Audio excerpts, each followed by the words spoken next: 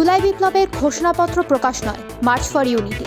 জুলাই বিপ্লবের ঘোষণাপত্র প্রকাশ নয়, কেন্দ্রীয় শহীদ মিনারে সমবেত হয়ে মার্চ ফর ইউনিটি কর্মসূচি পালন করেছে বৈষম্য বিরোধী ছাত্র আন্দোলন। বিদায় 2024, 31st নাইট ঘিরে কঠোর নিরাপত্তা। আজ বছরের শেষ দিন। কঠোর নিরাপত্তায় রাজধানীতে 31 ডিসেম্বর রাতে ইংরেজি নতুন নববর্ষ উদযাপিত হবে।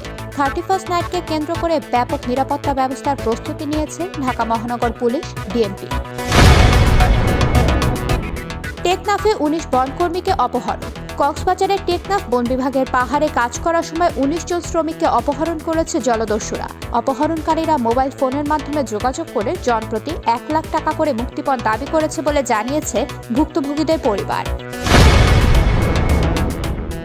ঘন কুয়াশায় যোগাযোগ ব্যাহত হওয়ার আভাস। আগামী 24 ঘন্টায় দেশের উত্তরাঞ্চলের মাঝারি থেকে ঘন কুয়াশা পড়তে পারে। ঘন কুয়াশার কারণে বিমান, নদী ও সড়ক যোগাযোগ ব্যাহত হওয়ার আভাস দিয়েছে বাংলাদেশ আবহাওয়া অধিদপ্তর। চুয়াডাঙ্গায় প্রকাশ্যে ছাত্রদল নেতাকে কুপিয়ে জখম, অবস্থা আশঙ্কাজনক। চুয়াডাঙ্গায় জেলা ছাত্রদলের সহ সাংগঠনিক সম্পাদক ইকরামুল হক ইকরাকে এলোপাতাড়ি কুপিয়ে জখম করা হয়েছে। সোমবার রাত 8টার দিকে চুয়াডাঙ্গা পৌর এলাকার সিএনবি পাড়ায় এ ঘটনা ঘটে। আহত অবস্থায় তাকে উদ্ধার করে চুয়াডাঙ্গা সদর হাসপাতালে ভর্তি করা হয়। অর্থ মন্ত্রণালয়ের নথি চুরি করেছে চীনা হ্যাকার, অভিযোগ যুক্তরাষ্ট্রের। ডিসেম্বরের শুরুর দিকে চীনের হ্যাকাররা মার্কিন অর্থ মন্ত্রণালয়ের গুরুত্বপূর্ণ নথি ঘেঁটে দেখেছে বলে দাবি করেছে দেশটির গোয়েন্দারা। শুধু দেখেছে নয়, বেশ কিছু নথি তারা চুরি করেছে বলেও অভিযোগ। ইউক্রেনকে $250 কোটি সাহায্যের ঘোষণা যুক্তরাষ্ট্রের। রাশিয়ার আগ্রাসন মোকাবেলায় যুদ্ধ বিধ্বস্ত ইউক্রেনে আবারও বিপুল অঙ্কের সহায়তা দেওয়ার কথা ঘোষণা করেছে যুক্তরাষ্ট্র। নতুন এই সহায়তার পরিমাণ $250 কোটি মার্কিন ডলার।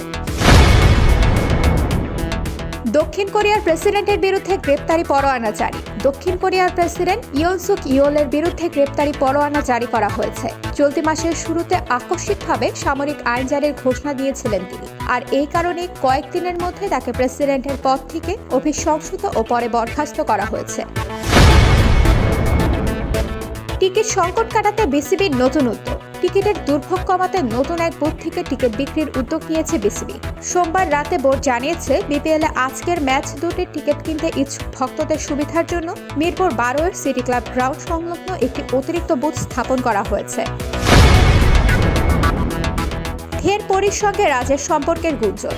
ঢাকায় সিনেমার আলোচিত চিত্রনায়িকা পরিমণি ও নায়ক শরীফুর রাজের একমাত্র সন্তান শাহীন মোহাম্মদ পূর্ণ 2021 সালের 17 অক্টোবর গোপনে বিয়ে করেন এই তারকা জুটি। মাত্র 7 দিনের পরিচয়ে বিয়ে করেছিলেন তারা।